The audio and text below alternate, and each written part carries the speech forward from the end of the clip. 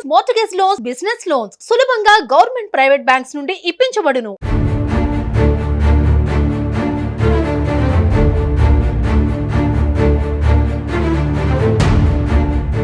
తిరుమల లడ్డూ ప్రసాదం తయారీలో వినియోగించే నెయ్యి కల్తీ వ్యవహారం నేపథ్యంలో ప్రాయశ్చిత్త దీక్ష చేపట్టిన డిప్యూటీ సీఎం పవన్ కళ్యాణ్ దీక్ష విరమణ కోసం తిరుమల చేరుకున్నారు.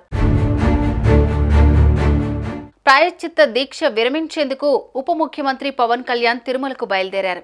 అలిపిరి పాదాల మండపం వద్ద పూజలు చేసిన అనంతరం కాలినడకన తిరుమలకు పయనమయ్యారు.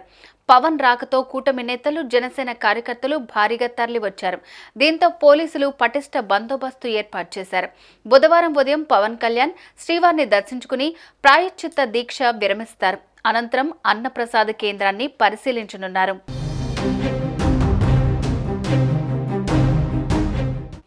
పవన్ కళ్యాణ్ దీక్ష విరమణ నేపథ్యంలో 30న రాష్ట్రంలోని అన్ని ఆలయాల్లో దీపాలు వెలిగించారు. అక్టోబర్ 1న ఓం నమో నారాయణ అనే మంత్రాన్ని ఆలయాలు, యోగా కేంద్రాల్లో పఠించాలని పార్టీ శ్రేణులకు జనసేన అధిష్టానం సూచించింది. 2న నగర సంకీర్తన, 3న ఆలయాల్లో భజన కార్యక్రమాలు చేయాలని పిలుపునిచ్చింది.